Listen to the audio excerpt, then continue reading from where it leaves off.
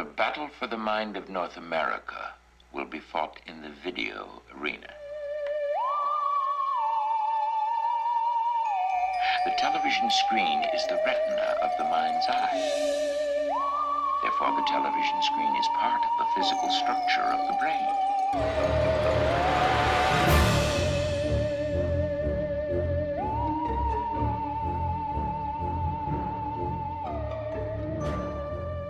Okay, so welcome back to episode 21 of The Outer Reels. I'm here with Jason. Hello. And we are beyond halfway through our run of our season of Japanese films. And this one I dug up called Zeiram. Couldn't tell you how to pronounce it. Yeah. So, I honestly, I think as I looked more into this one, it's probably too well known for what we're doing, but neither one of us have heard of it before. So, and I still don't quite understand what the hell I just watched. Yeah, this movie came out in 1991. This is a good way to describe it already. Is not really sure what I watched, but I will say we watched this on Tubi, and I miss the old Tubi logo, but God bless you, Tubi, because they provided 2 copies of this movie. Not just 2 audio channels. They did. Subbed and dubbed, and I love this. Yep. You'd think they could have just done it as one file, but nope. It is. You had your choices, subbed or dubbed. I started watching subs, then I switched to dubbed, and then I quickly went back to subs. Dubbed the whole way, man. Dubbed the planet, dude. Yeah. No, I'm glad I did it both ways because I found that because they weren't translating any of the titles or anything, which they were doing with the subtitle version. So, right. Although they didn't do it for the cast list or crew or anything like that, they just left it all as it was. But I did because I watched the scene early on. Tepe and Kamiya are in the car together and they're driving, and their conversation's a little bit different in the subtitle version than it is in the dubbed. Really? Yep. Okay, well, slightly I'm different. To learn that. It's close, but so I just thought, okay, I'm just going to stick to the subtitles. See, this is why I do it. This is you perpetuate my laziness, and I don't have to think about it because I know you're going to come through with the goods. Oh, I'm not telling you any difference. I'm just telling you it was different. How do you pitch this movie? I don't know because at first I thought, wow, this movie's graphic. At one point I thought, am I watching Power Rangers? Because at one point I do have a note going, is she a Power Ranger? Right. And so I don't know how you could pitch this because it's batshit crazy. It is. I would probably say, when you're on a plane and the pilot dies and they come in and they say, can somebody fly the plane? And you say, I can't fly it, but I'll try anyway. So you go and sit in the seat and then you radio the tower and they walk you through how to land the plane. That's what this movie is. But instead, they're 2 electricians and they get stuck in an alternate reality and they have to fight a monster. And this woman teaches them how to fight it over radio. Yeah. Yeah, that's about it. And then she keeps magically appearing to save their ass.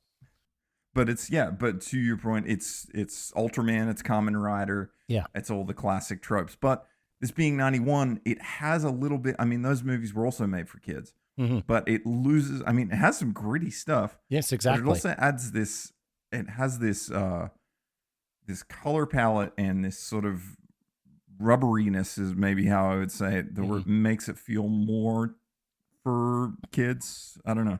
Well, I thought that except for a couple of reasons. Like, first of all, the opening, while it's in black and white, because I guess it's, Zeiram's in another reality or dimension or something. And But people are blowing up left and right, and it's pretty graphic.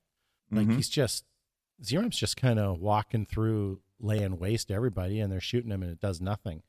And then, again, like after that, it gets kind of kids movie. It's very slapstick. The characters are very chipper.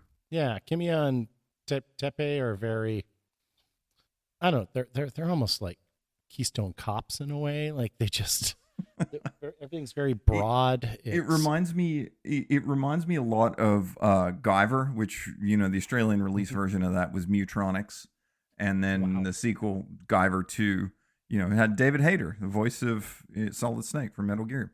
This is directed by, I'm trying here, Amamiya, and this is his second full-blown writer-director gig. He also wrote this. This guy is all over the map. So he's a concept artist for a real lot of stuff, movies, stuff like that. His stuff actually looks pretty cool, and I want to look at some of his back catalog movies because there's some pretty interesting stuff in there. He did some Kamen Rider stuff. He also was a character designer on a lot of things, including character designer on Meatball Machine. Oh, wow. Yeah, which we just talked about. And then he's also a character designer on Onimusha games. Do you remember those games? PlayStation 2 roundabouts? I didn't have a 2. I had a couple of friends who had a 2, but I've actually only ever had a PlayStation 3, actually. So Onimusha was a Capcom series, much like the Resident Evil games, like isometric. Right. Yep. But it was like feudal sci-fi horror Japan, like giant samurai and bug creatures and all sorts of stuff. Sweet. I would highly recommend anybody listening to pull up the trailer of Onimusha 2, the video game. It actually stars Jean Reno. Wow. Which is I don't know, it's crazy. Yeah, it's but a very strange game with Jean Reno in the intro, but it's still really cool. One other thing I just want to mention about this guy is he's in the mix the whole time, but he was an effects animator on the 1989 film Gunhead, which is actually going to be my closing pick for Japan because I love that movie and it was unobtainium when I was a kid, and only as the world of Blu-rays exists now, you can get one, which I paid like $75 for one, but Jesus, I have it. I've heard of Gunhead. I actually got a Gunhead comic somewhere. Oh. Probably about that time too. So there you go. Gunhead, again, I would recommend somebody just watch the trailer for it. It's so awesome. It clearly takes everything from Aliens, and it just has the look and the feel, and it's this tank that turns into a robot. It's everything we love. It's miniatures. It's cool. It's really gritty. But anyway, kicking it off, yeah, the opening scene of this movie is this really cool, heavily stylized, like black and white sequence of this unstoppable thing. You don't really get a look at it. It looks cool, and it's just going through, like, mowing over all these soldiers and throwing them through walls and stuff. Yep. And it's quite graphic. I think they're pulling the Kill Bill trick, which I think is probably where Kill Bill pulled it from, which is, it's quite graphic, but you make it black and white. You don't see the blood anymore. It's not as gross. It's not as... And it's framed well too. Like, you can pull the still frame and be like, wow, this looks like a cool comic panel. Like, there's, there's some cool artistry in this. So how does this movie open? We get introduced to these two guys, Kamiya and Tepe, and they're buddies, and they work together they're like contractors for an electrical company.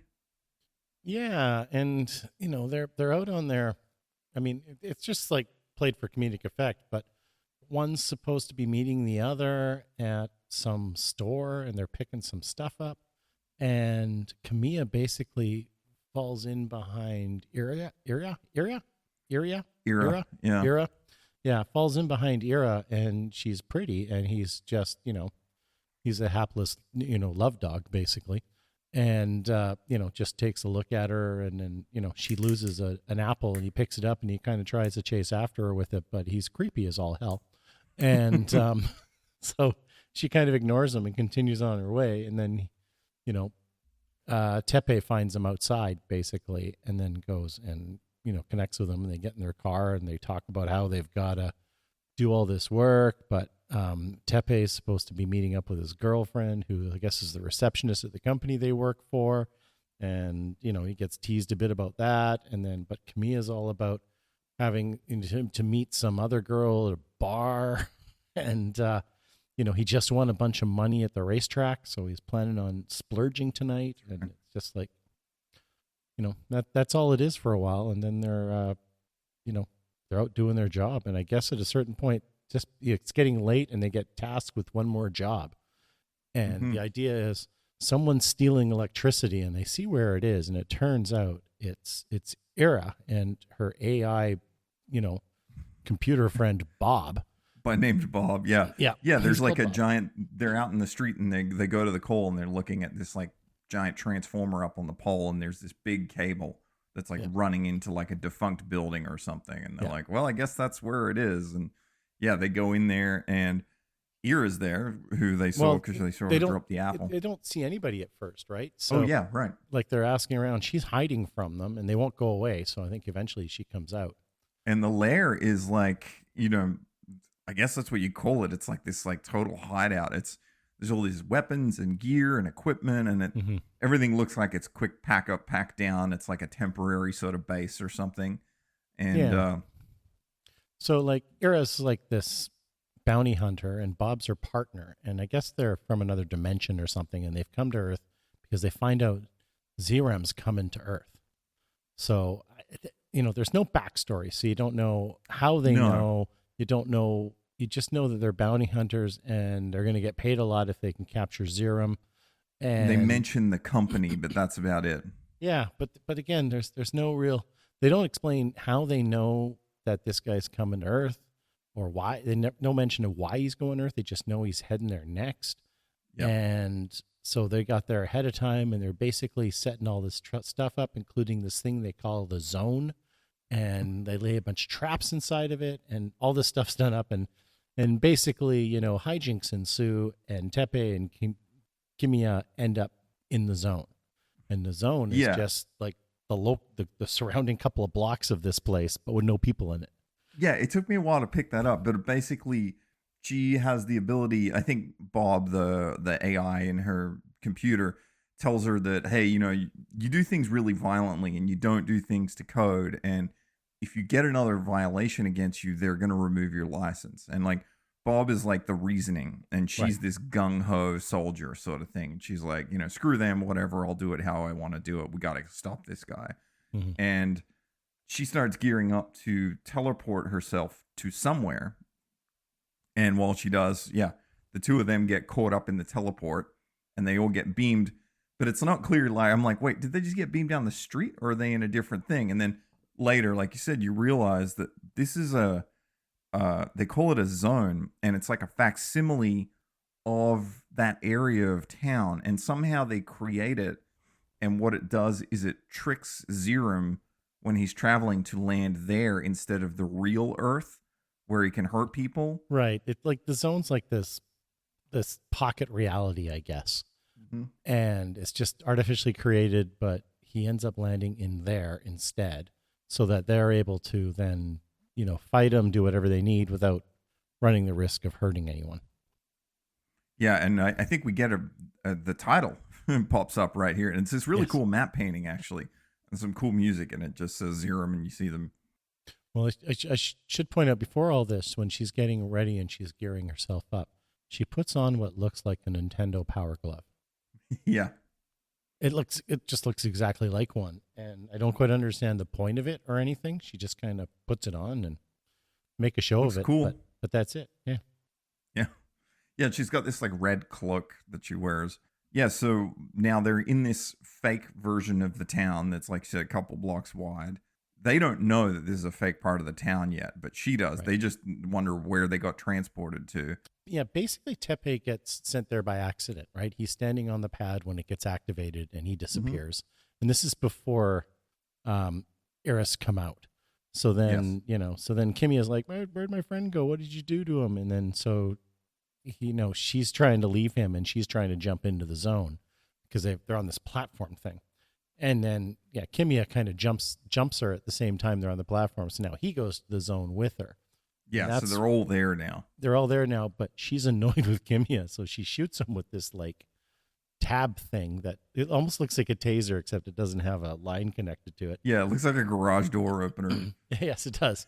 But she shoots him with this thing. It sticks on him, and then it creates this, like, it almost looks like he's been sucked into the Phantom Zone or something, like from the Superman movie, right? That's pretty good, actually. Yeah, that's kind of what it looks like. Diamond shape, and it's this like frosted glass panels that cover, surround him and imprison him in this like brick, and he's just there now. And the effects aren't terrible; they're pretty good. I mean, especially when you realize it's 91, but but they look good. Kamiya, like Tepe's locked in this thing, and Kamiya's like, he's pretty casual about the whole thing too. He's just, his buddy just gets nuked, and he's just like, okay, whatever. I'll go off and find out what's going on. But it's nighttime, and we see this giant meteor coming through the sky, and then it crash lands in this alley, and it looks like a giant space nut from Message from Space, actually. Yes, it does. And then it kind of opens like a flower, and then I guess it's like some kind of comet, and it peels apart, and then we see Zeiram again, who was in the opening scene, and he looks awesome. This is a very cool design. Like, you can't really make out what he is. It's just it's this big guy with like this cloak, and he's got this like single slit sort of visor for a helmet, but then he's got this hat that is like organic, that looks like it's grown, like a mushroom top or something. And then inside the mushroom top, in the front of it, there's this weird little white face. It's like a weird woman's face. Yeah. Yeah. Almost looks like a doll face. Yeah. It's very bizarre, but he still looks cool, and it's lit awesome. The smoke looks cool. Like, he's a cool looking creature, whatever you would call it. Ira has radio transmissions with Bob, right? Yeah. So she's able to talk to him, and Bob radios Ira, and he says, "Hey, like, Zeiram has arrived." And then Camilla is like, asking Ira, like, what's going on? Tell me what's happening. She tases him, wraps him up in the ice cube. So it's Chimera. And then, so Zeiram's just trudging around these alleys looking for her, I guess, or whatever he's trying to do on his mission. Why he came to Earth, we don't really know. And Ira's on some rooftops, and Bob is transmitting saying that this zone is one of the best he's ever created. And this is like a insight to them creating these replicant worlds to trick these creatures or monsters to come in to these battle zones instead of the real Earth. And Bob, the AI computer, is kind of proud of this build of this world. Like, he just thinks it's such a good looking zone, I guess, to whatever. No, but on top of that, it's literally just the town, but without any people, like, or anything else, right? It's just there's no visual effects here, by the way. They're just saying it's a clone, but it's the same place. It's just the town. It's dark, and that's it. It's just like whatever. It's a couple of blocks of the town. This movie, I will say, for as strange it is, the pacing it moves. Like, it does move. Ira comes across the comet that Zeiram crash landed in, and she doesn't even inspect it. She just throws a hand grenade in and just like blows it up in a second. It's so quick. She's just like, boom, it's blown up. Tepe runs into Zeiram because they get split up, and he's, Zeiram's like this big creature and scares Tepe off. Which doesn't take much, honestly. I was like, whoa, this is a surprise. So Zeiram pulls like this giant tooth out. He's holding a tooth, and he throws it on the ground. And then it splits open, and this really cool, like, stop motion creature grows up out of it. It looks like a diabetic ET or something. I was going to say, this thing looks like ET. It's like a little puffy. Like ET combined with a gremlin. But it's funny that you said it was a tooth, because I guess it is, but I thought it was like some kind of seed. It could be a liabe seed. It could be. It's the wrong shape, and it doesn't glow. It's not a space nut. It's certainly not a space nut.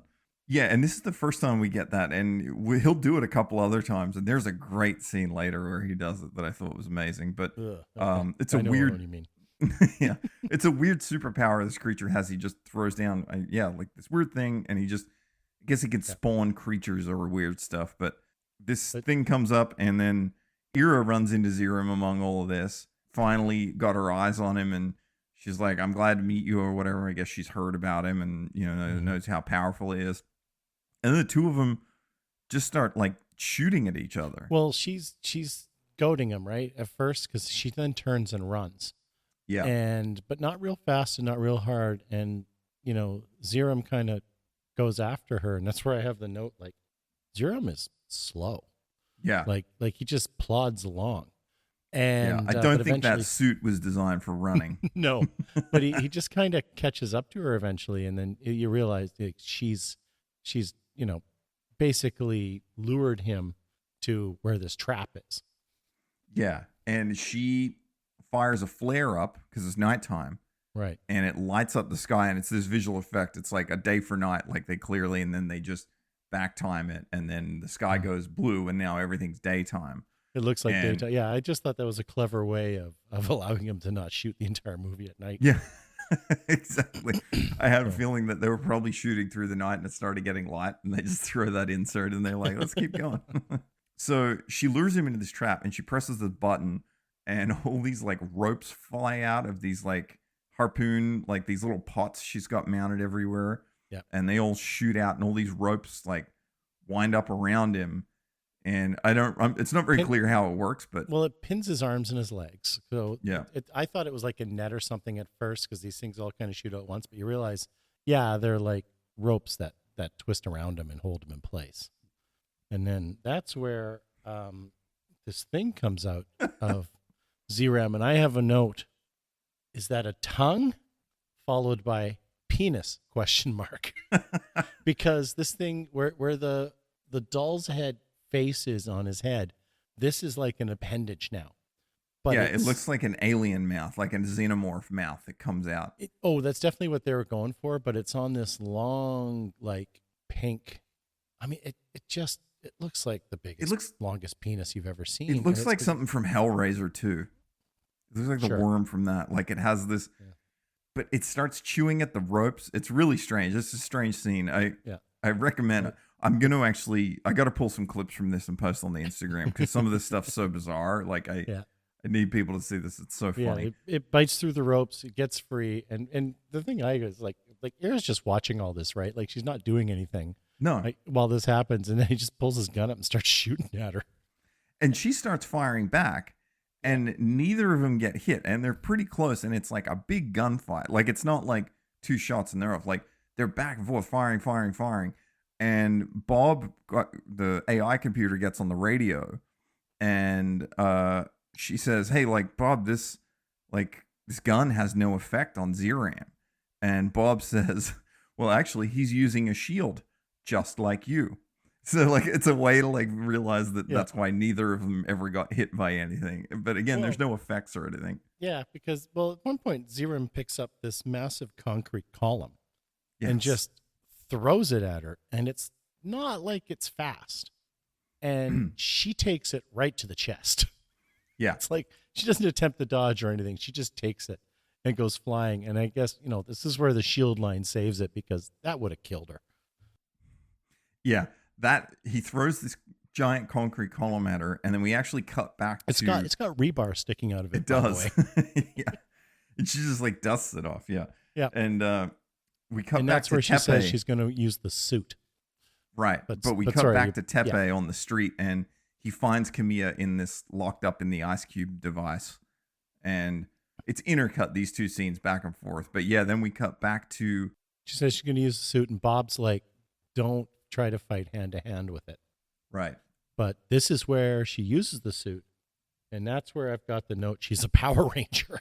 Completely. Because using the suit just means she does like a little move and this thing just appears on her. Yeah. And it's basically she's got like some extra stuff on and just looks like dirt bike armor. It does kind of, except it's white and it's clean. And then she puts on this weird visor thing as well. Yeah. But when she moves, some things glow and she, we get some stings. It just does look like something out of the Power Rangers. Yeah. And then Zeiram starts firing these like harpoons and stuff at her. And she's just like, whipping them out of the air, like just tossing them aside the whole time. So she's like overpowered now at this point, or she has, some big ability from this suit that just makes her even more invincible. And then she continues to lead Zeiram into another trap. But this one are just like some stakes. It's like a circle. And she gets him inside it, and the stakes fire up, and it's like he's behind a little fence now. Yes. They look like bamboo poles. Yeah. And they're just kind of, and they move when he pushes on them. But yeah. He seems like to be wobbling stuck around. But this is where he like throws another seed or whatever, right? Yeah, this time he throws a seed out, but we don't see like a cool stop motion of the creature forming because we've already seen that. So they just cut around that. He throws the seed out, and then we cut to a monster running at her. This other like swollen looking ET guy, a little bit different. And she just wails on it. Just works the thing over like completely, like head high kicks, punches. And then she just like heart rips its eyeball out. Like she just smashes punches, her fist. she just punches her fist through the eye. Yeah, and it just explodes in this green goo. Yeah, and it falls. But by this point, Zeiram's managed to free himself, and he stomps along, and he just steps on the creature. It's like, isn't that kind of like your child? Yeah, I at this point I was laughing because I was like, he clearly is on a mission, and then he's like almost upset about this thing failing him. The way he walks across it, and he just like stomps it into the ground. But they made a point of him crushing this thing for whatever reason. It was pretty great. Oh yeah, and then while she's fighting Zeiram at this point, after he's clobbered his own offspring, the flare, I guess, wears off because it's nighttime again. Yeah. And she's kind of getting beat down, but she makes a comeback and then finally is able to lock him into this prison thing she's been trying to do this whole time. Right. And I think in the meantime, Tepe's managed to free Kamiya, right? Because Tepe finds Kamiya and doesn't he let him out or something? Yes, because then once she finishes the battle, Tepe and Kamiya now show up because they're the only two other people living things in the zone. Yeah. And they appear and they talk to her for a second and like, where are we? And she's like, here, I'll show you. And she shoots a rocket into the sky and it hits the ceiling. And when it explodes, you see this like holographic grid in the sky and it's like some force field. And she's like, that was to show you you're now in a different continuum. Like so this is the first time they realize they're in some little alternate pocket or whatever. And that's when she explains it's only a couple of blocks. And that's where they build this thing to entice the creature to come there instead of real Earth so she can battle it safely to stop, human casualties. And it's a bit of a stretch, they say a lot of stuff, but show very little about all of this. This is like an old school comic book. Before it was just a lot of words. So they ask her like, what's up with Zeiram? Like, is he dead? Because he's in, and she's like, no, he's like in storage. And then Bob, the computer, gets on the radio and says, yeah, we're ready to transport. And right at that moment, this weird offspring ET creature shows up. She's summoning the teleport for them to teleport Zeiram in his frozen column. And just at that time, crashes into the two of them. So instead of Zeiram getting teleported out of there in his frozen column, Ira and the ET are fighting and they get into the beam of the teleport. And it's actually a good cut because she goes to lay a punch in his head and then the teleport happens. And then they appear in her like hideout, her lair. And then she finishes the punch in the lair and he like goes tumbling in the thing. It's actually kind of cool. And then they proceed to beat the crap out of each other. Of course, it goes wild and starts trashing everything at the same time. Yes. So things get broken, and now Ira is stuck there. Yeah, because apparently through this tussle, Bob says that the transmitter blew out, and Tepe and Kamiya are stuck in that realm. Yeah. Because she was, again, supposed to zip Zeiram out of there, but now they're in there, and the only thing they have is like her backpack. And they're just sitting there and they don't know what to do. So the ET shows up again, this weird blob ET, and attacks the two of them, Tepe and Kamiya. But it's got more faces on it now, like its head's growing or something. This was another one that was created in Set Loose. Oh, so, I didn't realize. Okay, it's actually a different one. Yeah, this is another one that's got faces kind of like Zeiram's, and there's like two of them. And so it they're basically lying around talking. They're bored basically because they're stuck there. Yeah, these guys are buffoons, Yeah, and they're just going through her pack and kind of seeing what she's got and stuff. And there's a couple of guns, and then there's all this other stuff, and then like this weird thing in like a plastic like a plastic bubble container or whatever. It's like a vacuum formed. Yeah, it looks like a giant cockroach or something, but it's all white and looks like it's just this like gelatinous kind of. It's like if you were going to sous vide like a 10-pound cockroach, you like put it in this bag. Except it's completely white, and I don't mean like see-through or anything. I mean like it's bone white. It looks like a mold. It looks like something that was cast from a mold because that's exactly what it is. Yeah. But I mean, but Tepe is like, I think this is food. Yeah. It's like, And well, yeah, that's just what he Kamia's like, goes to. no, dude, that's super gross. Like, don't. Yeah. He's like, no, we might be hungry. This is the only Yeah, thing so here. yeah, so they held on to it, and of course later on he eats it. But I just found it was hilarious. But yeah, so this thing attacks them, and they've got her guns, so they shoot at it, and they manage to kill it. But in the meantime, they break the controls of the prison thing that's holding, Zeiram in. No, So- they don't. So Zeiram gets free. Yeah. I mean, what a setup. Like, just. Oh yeah. Who saw that coming? Yeah, I should say we missed a part. We skipped over because they go wandering around through this thing, and that's where they discover one of the walls at one point. Like they bump into the edge of the zone at one point. Yes. And that's where I'm like, well, first of all, it makes no sense that they can see the other side of it. It's continuing to be the town and stuff, but whatever. Right. All I could say was these guys are terrible mimes. Like I thought, like, couldn't they have put up a piece of plexiglass or something and just shot at an angle to make it kind of transparent? Yeah, they're not wouldn't even see it 'cause- standing on the actual like same point of saying that they're stuck there, like the line across the. No, Yeah, it's just like they're just kind of. Yeah, it's really dumb. And So I anyway, mean, and then to be clear, this is all just a plot device to film this whole movie in like one alley, essentially. oh yeah, pretty much. Yeah. It's like 1 or 2 blocks of this town, and it all stays.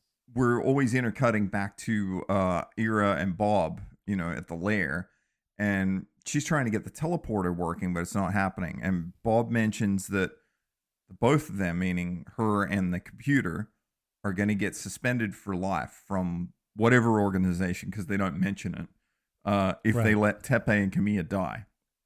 Yeah. Because they're saying They're- they've got strikes against their record already.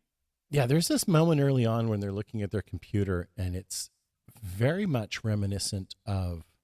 I don't know if you ever watched the Cowboy Bebop cartoon, the anime. I didn't see it, but It's- I like the music. I've listened to the music a lot. Yeah, I've got the soundtrack.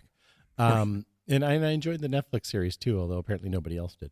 But the original cartoon, it's the gateway drug for most anime because it's so good. But they always have these sort of intercut commercials about bounty hunters and stuff. And there's this like thing on the video where they're like, Ira and Bob, bounty hunters, kind of with this jazzy music and stuff. And it's very reminiscent of that. I don't know why I just remembered that. You said something that made that pop back in my head. But anyway.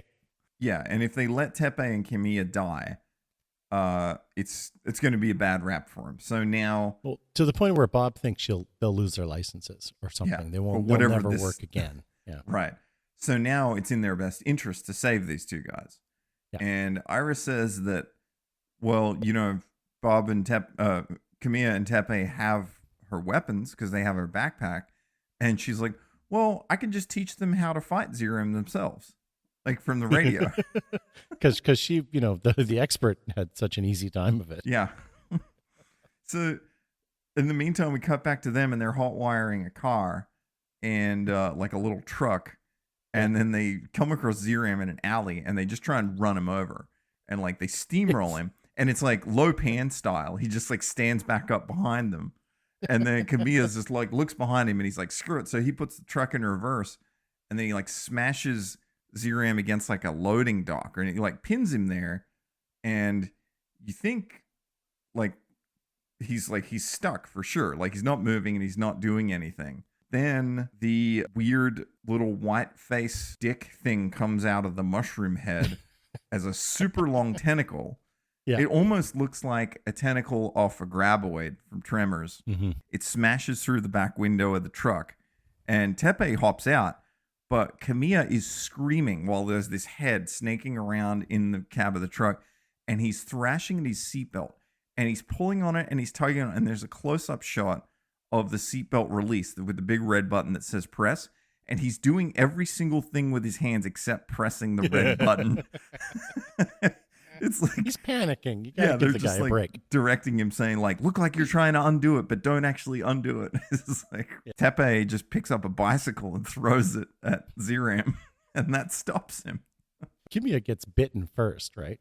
Like Oh this yeah, the snakehead thing big bites him. round takes this big round chunk out of his arm, basically, It is it's a shallow weird because it's all circle. it's a very much a circle. It's very much not a human arm that he's biting off of. No. But and it's a circle, and he bites out of it, but it's not like a deep chunk or anything. It's taking like 3 layers of skin, and that's it. And it's just kind of very red and pasty underneath and stuff. And Yeah, and that's when Tepe throws this damn bicycle at him at Zeiram, and the head retracts, and then Kamiya gets out of his seatbelt and they escape. And I'm just thinking about all the weapons and all the stuff Ira's fighting this thing. Her, if she had brought a bicycle with her, she would have been like way further ahead. He's like completely invisible to bullets and rockets, but the bicycle stops him in his tracks. We cut back again to the hideout, and Ira's talking, and she talks to Bob about Zeiram. Like, this is a little more backstory on what Zeiram is. And apparently it absorbs living organisms. It's an artificial organic super weapon. Yeah. We don't it's know a made by bioweapon, who. and its head is that hat. Yes, the weird mushroom hat. And the body are clone bred, like in a tank. And so it's not even worth trying to destroy the body because supposedly there's more of them. And big surprise, you must go for the head, like every creature movie. Yeah. Of course, when at the end, when she goes to shoot it, and I'm jumping way far ahead, what does she shoot? The body with her freaking bazooka. I know. And I'm watching it going, and she thinks she's got it, and I'm just like, I mean, we'll get to it, but it's like you guys very clearly said the head earlier. Yeah, you guys went over this. Yes. Worst bounty hunter ever. So this is where Zeiram enters like the second stage. There's like 3 stages of his look through the movie. And, you know, we're an hour into the movie at this point, I think. Yeah. And he removes like his red robe, his cloak, and his little helmet thing. And you see his face, and he looks pretty awesome. He looks cool. And typically I would say, oh, you know, it looks like this, or it looks like Pumpkinhead with green skin, or, you know, but it actually looks kind of original in its own way. The neck is kind of like the body of a caterpillar. Yeah. With these little sort of leggy things on it, but it's just a small section. There's like 6 or 8 of these little sort of caterpillar leg things. Which we learn is kind of his mouth too, right? Yeah, yeah. Just look up the picture because it's an awesome looking creature. Yeah. The little face inside the mushroom top of his helmet is like, of his hat or whatever you call it, is moving around. His little caterpillar mouth spits out another one of those seed pods. He throws it on the ground. This is my favorite scene in the movie. Yeah, and this is the part where I have, this is gross. What the hell am I watching? I was loving this moment, dude. I'm sure. I don't know what I was watching either, but cracks the seed pod on the ground, and, you know, smoke comes out of it like usual, and you're expecting a creature, but this puddle of like white milky goo is on the ground. This thing kind of grows out of it, and it's human in some ways, and it's got one arm, but it's kind of fused into the ground. And like one half of its face is sloping. It has like no hair, no features. It looks like translucent Neo from the Matrix with one arm. And some like green crap on him. Yeah, just like all this like weird, just sort of like bile fluid or just it's weird looking. It's awesome. And I guess you could tell me, but like Zeiram just sort of like motions towards him and points. And this thing looks back at him, and you get the feeling that it's not doing well. Like, it's not feeling well. It's not able, like, as if this was like it failed in its producing itself, like, or growing, like it was like a mistake, or it's like, I don't know. It's not a real finished creature this time. Like, it didn't completely develop or something. I did not understand the point of any of this. It was awesome. Yeah, I mean, aside from this, you know, cool makeup effect, I guess, which I thought was completely gross. I don't understand what this scene is doing. And the thing, it like looks up at him again, and it looks so pathetic at him, and then it pukes this like brown shit out of its mouth, and it's like dribbling and stuff. And he's like, Zeiram gestures again, like, you know, go do my bidding, sort of thing. And then it like starts wheezing, and it coughs up more brown poop. And it's like still only got one arm, and it's like melted into the ground. And then Zeiram just is like had enough Yes. with it, and he just stomps it in the head. And when he stomps it, more shit comes out of its mouth. Yes. And it was like he just kills it like it was like some failed creation. It was amazing. I love that you love it. I was just, again, what the hell am I watching? I'm 100% going to post a clip of that on the Instagram, by the way, at the Outer Reels, which we're doing. I'm just going to start posting all this stuff because it's just easier than having to dig through this whole movie to watch it. Because and Sam's way better at that stuff than I am. this is when we cut back to Tepe, and he's working on your cockroach. Yeah, he's got it out of the pack, and he's just they're hanging out in the bar Kamiya was supposed to be meeting his lady friend at. I didn't And his pick other that friend up. I didn't Yeah, catch no, that. they made he makes his comment, and again, this might be because I was reading the subs, but he makes this comment about how I should have been drinking here tonight. Right. Okay, And, that's cool. Yeah.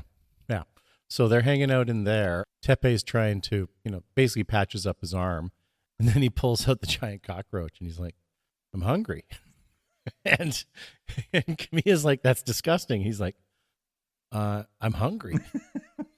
So he takes a bite. He says it smells funny, but he takes a bite. He's like, "Not bad. Do you want a bite?" He's like, "No." And it's like That's kind of like gross. gelatinous in a weird way Yeah. too. Well, and he takes a bite because there's these long thin sort of antennae tentacles hanging off it. He takes a giant bite out of the head. Yeah. And one of these things is hanging out like it's a piece of spaghetti hanging out of his mouth. And I'm just like, this is wild. And then I think he takes another bite out of the ass of it, and then he like holds it to Kamiya. He's like, "You want some of this?" And he's like, "No." Somehow they make a good job of making it seem gross, though. Ira contacts them through the radio, and she says, "Hey, guess what? You guys still can't teleport back. The machine's still down.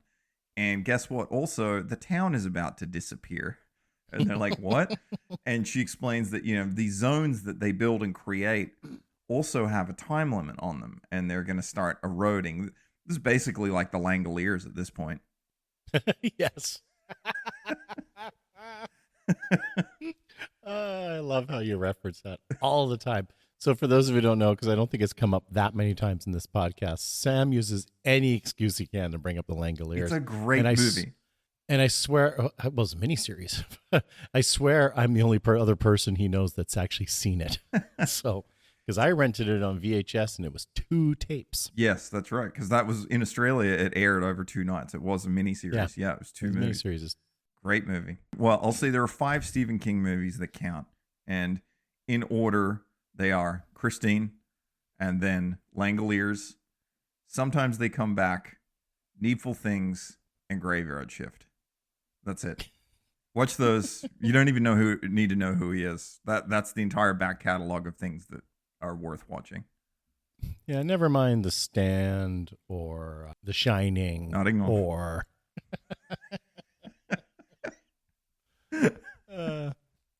those they're too, books are too thick. Sam doesn't read. 100%. No. Make So. it. Turn it in at 89 minutes. Dub it. I'll watch it. Movies are meant to be watched, not read. Yeah, they were books first. Anyway, so yeah, she's basically tries to talk him through it, tells him all these things are going to happen, and I can't remember, for whatever reason they leave the bar they're in, and Zeiram pretty much immediately finds them, right? Yeah, so I guess the idea is that they start to panic because she's telling them that the machine's still down and the town's going to disappear.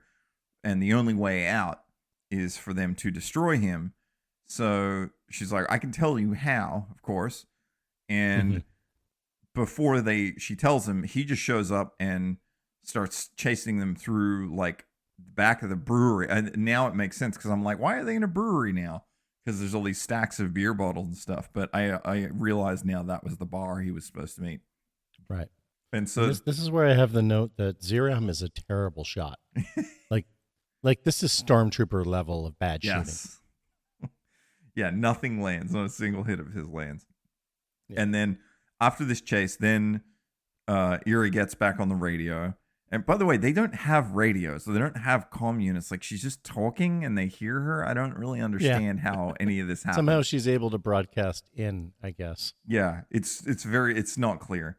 Now she says there's only 30 minutes left before the zone disappears, and she said that Ira's going to send them a weapon. She can't pinpoint their location, so she's just going to send the weapon and start looking for it. So she's like, I'm just well, going to... No, doesn't she say get to like the terminus point or something, like get to the middle or something? It was like where they zoned in, and that's where she was going to send it to, right? Yeah, but she's saying, yeah, you're right. And so she's saying like, but she doesn't know where they are. So go there and she's going to drop, but she just can't say where it's going to drop exactly. They're going to have to look for it, I guess, is the... Yeah. And so then Tepe just gets on a scooter and rides across town. And then he encounters Zeiram again. And this is very similar to the Terminator scene with the semi-truck where it's driving into the building. Except it's Tepe on a scooter, and there's all these explosions going off behind him while Zeiram's shooting. We should point out him. that this is like this is a scooter. Like this is what Russell Crowe's rides from Italy to Spain in The Pope's Exorcist, which I still think you should watch because as much as I like to lampoon that movie, it is actually pretty good. I can't believe that's the common reference now. I do want to watch that movie actually, especially you should. It's fun. Yeah, I will check it out. It's not a terrible movie. I found it surprisingly enjoyable. Russell Crowe's Italian accent is utterly ridiculous through the whole thing, but I still enjoyed that movie. And it's only from 2 years ago? Oh, give it a look. So this is the beginning where all the explosions are going off behind him on the. I guess the global term would be step through, is probably the best through, and where he's on the step through or Vespa, and the explosions are going off behind him. The music here sounds awfully like Brad Fiddel's score from the Terminator. It has the exact same cues, and I was like, whoa. Like this is like a hard reference here. I was pretty impressed. Kamiya just shows up, and this is Tepe who like crashed his scooter and explosions are going off and there's Terminator music playing. And then Kamiya just appears in an excavator. Yeah, kind of out of nowhere. And when he turns the excavator, did you notice that the sound that the excavator makes when he rotates? So he pulls the excavator right up in front of Zeiram. And then he goes to rotate and curl the bucket, and it makes the identical soundbite of when Aliens, when Ripley uses the power loader. It is the same sound. It's really sound, nice. Yes, it's the exact same sound, and it's only one beat of the sound, but it's just instantly recognized. I didn't catch it, but that's awesome. And so, and again, because this is 91, Terminator is 84, Aliens is 86. Mm-hmm. And so this is one of now we're at 2 of 3 insane references in this movie, because we have the Terminator music on the scooter, then we had the power loader sound effect. Yeah, and so what's strange about the excavator scene is like you think he's going to do some damage to Zeiram, and Zeiram just kind of looks at Kamiya and he just gets scared and hops out of the excavator and runs away. Like he doesn't even try to attack him with it. Yeah. And then isn't it where Tepe is kind of like gets knocked down or he's pinned? I don't remember exactly. Yeah, because he's crashed the scooter. Yeah, and then this is where Ira comes like swooping in Indiana Jones style on a rope. She teleports in, I guess. Yeah, they fixed it. She got in, and comes in, saves the day, and she just basically kicks over Zeiram, knocks him down. Well, no, she has a rocket launcher. No, I know, but she comes swooping in and she kicks knocks him over. Knocks him down. Yeah, right. Knocks him over. He gets up, and then that's when she's got. They were in the subtitles they refer to it as a bazooka, but it is just a rocket launcher, and that's where as we mentioned before, she shoots him in the chest, and blows a massive hole in his chest and knocks him down, and then they're like, we think you're led to believe to think he's dead, but we're only an hour into the movie. Or an hour 10 or something like that. There's still like 20 minutes to half an hour of this movie left. literally got the note of like, there's way too much time left in this movie for Zeiram to be dead. Yeah, And I was sure enough. I was wondering that too. I was like, well, this is too early. What's going on? And this is when this movie becomes full-on creature feature. I was eating this part Yes. up. This is great. Yeah. And This is where they've got some stop motion stuff in here that is on par with Alien. it Or looks, sorry, not I mean Alien. I mean The Thing. yeah. It's on par with The Thing. Oh yeah, that even comes later. This moment, Zeiram's chest opens up, and these crab legs come out of it, and it climbs up, and now it's this like four-legged skeletal crab-looking creature, but it's just sort of bones, and it still has the weird mushroom head hat on it. But it's all stop motion, and it looks rad. Like it looks really cool, and it's tall and it's big. But then what's really weird is that it still has the little white face on the mushroom hat and everything else. And then they're like all looking at each other, and Ira is like, well, I only brought one rocket, so we can't shoot it again. Yes.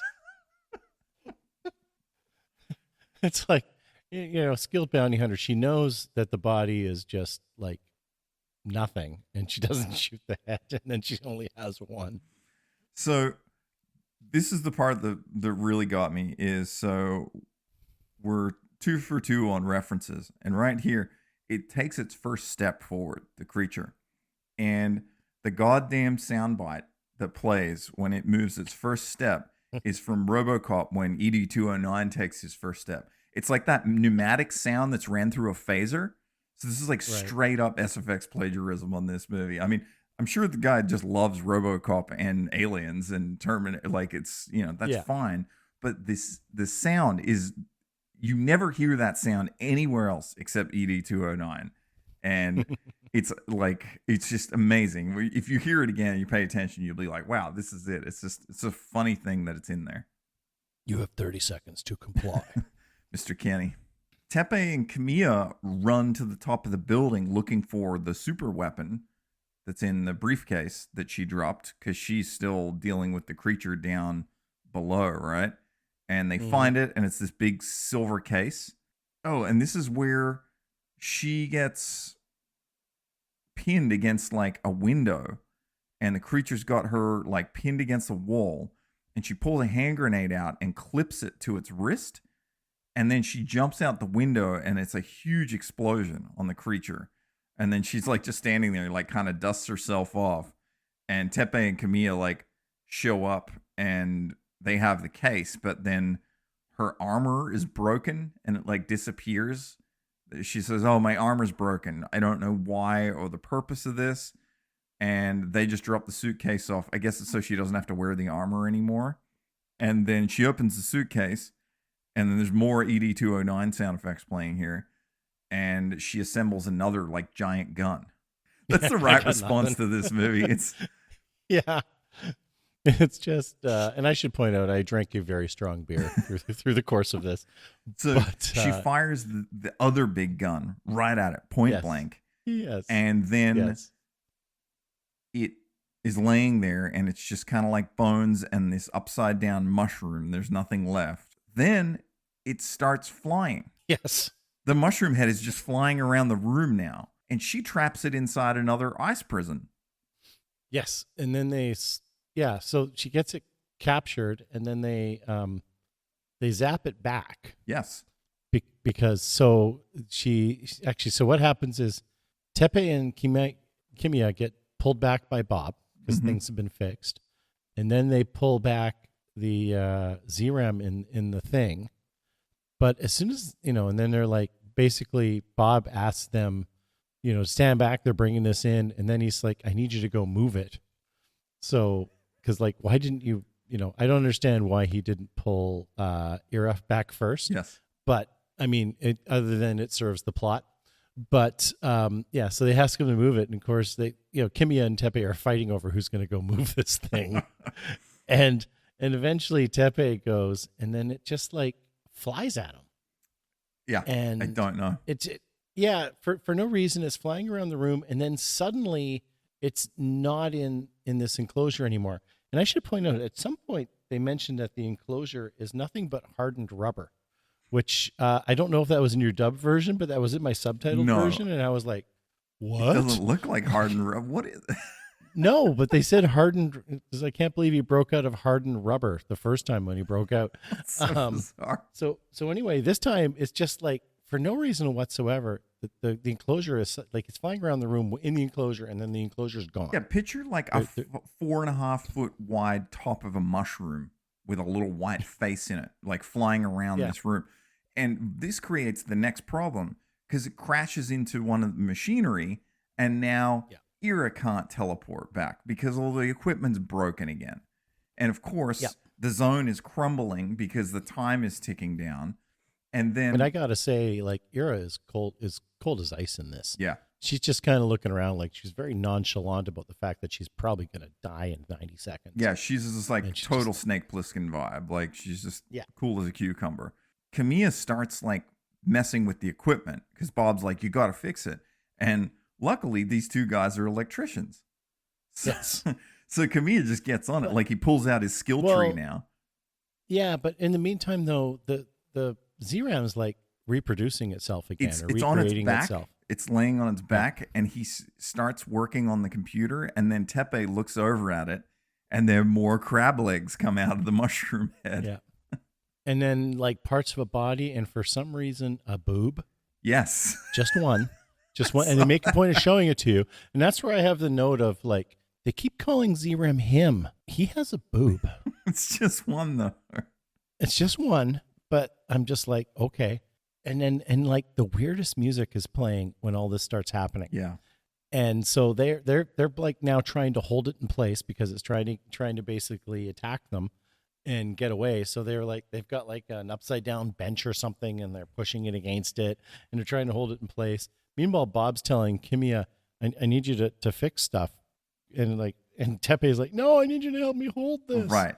And like, so Kamiya goes off and we're also cutting back to Ira, and the world is crumbling Langolier style. It's like, getting smaller and smaller around her, and she's seeing the ground disappear under her, and we're cutting back to them. There's a lot of chaos going on.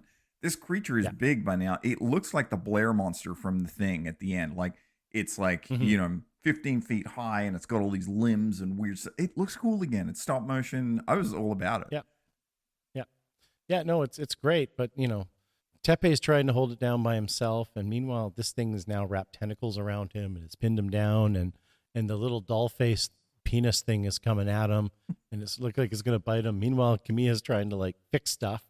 So he fixes one thing, and then like there's like a blast of some kind. He fixes it, and then a main cable explodes. Yeah, and so he's now got to hold it together, and he's trying to attach them so that they can beam Iria back. This reminded me of in Zone 32, where the guy joins the two electrical cables together at the Zone 39. Zone 39. Where the guy joins the two electrical cables together because you're like, he's got to fix it, and he just holds them together. This is the exact same thing. Yeah, except they got some cool sort of animated skeletal features that show through, and I'm trying to think of where I've seen that before because it's a direct ripoff of something else. And it'll come back to me probably about 2 o'clock. There's some great roto and stuff here, some electricity flying around and stuff. It's a cool show. Yeah, it is. And so he gets it too, and then of course, Iria comes back. Probably thinking of trains, planes, and automobiles. Maybe. So Ira appears in the midst of all the chaos, and she just starts shooting the thing with like a regular pistol now. She's got a handgun. Yeah, and she just starts blamming on it, and the first thing she shoots is the tit. Yes. She explodes the tit on this monster. Yeah. There's probably I think Freud could have some real fun with our director writer on this one. So whatever mom issues he's got. So she just keeps shooting it, and well, it finally falls down, and then the little white snake head, the little face pops up, and then she blasts that, vaporizes the head, and now it's really dead. And but then she proceeds to stand there for a while. Yes, because the sun comes up too. And then she turns around to the two of them, and she pulls out a knife, and she cuts a couple of her pigtails off and hands them one each. And then Yeah, she's got like these sort of like braids. Yeah. And cuts 2 braids off and hands it to him. And Bob's like, take them. This is how she says thank you. yeah, and Bob is like, you guys fought very well. Step over to the terminal. And so this is the computer saying this. And they're like, okay. And they sort of stand there. And Bob's like, big smile. And then you hear a camera noise, freeze frame, Yeah. credits roll. Credits roll. Now, my problem is it takes him a solid 3 or 4 minutes from when Zeiram is dead to where they get to the picture and credits roll, because they must spend 25 seconds of her just standing there. Yeah, it's a weird, drawn out thing. I don't know why. I don't know why she gives him the hair. We don't know anything about. And she gives him the hair because it's how she says thank you, Sam. We've been over that. So clearly she's never said thank you to anybody else ever, because she's got a full head of hair. She's a bounty hunter, and apparently this is the actress's first movie. This was a wild ride. This is kind of what I was looking forward to, is digging up some of these Japanese movies. We'll start from the top. Would you remake this? I don't know. I don't know if we should, because there is a Zeiram 2, right, and there's a Zeiram anime. And there's a PlayStation 1 video game from 1996. And a PlayStation, yes, and a PS1 video game. So again, this might not be a true outer reel. Yeah. I couldn't see wanting to remake it in any form where it's better than this, because this is still really entertaining, because it's just fun and wild. Yeah, anyone who remade it now wouldn't do the stop motion. And the story is just nothing. It's, the story is just a way to come up with VFX gags, like we've said before. Exactly. Yeah, the story is just an excuse for the scenes. Yeah. So this movie was originally released in Japan August 1st, 1991, but it didn't come to the U.S. till April in 1994. It premiered at the Westbury Theater in New York. And wow, because Zeiram 2 came out in 94. So yeah, so there you go. So I wonder if that's why they bothered, because they obviously were looking to have a dub done by that point.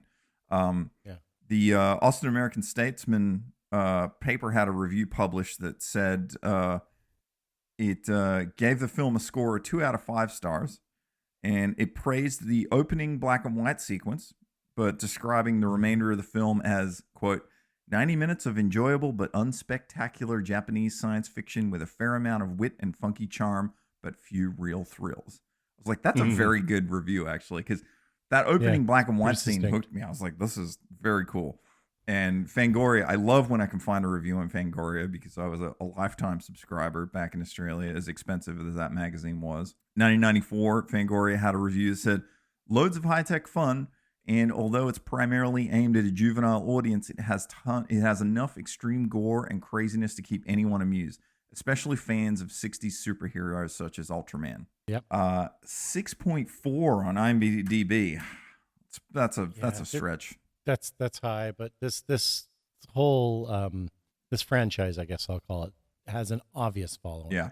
So So this is probably fans coming in, and here I'm thinking this is more in the 4.5, 5. Mm-hmm.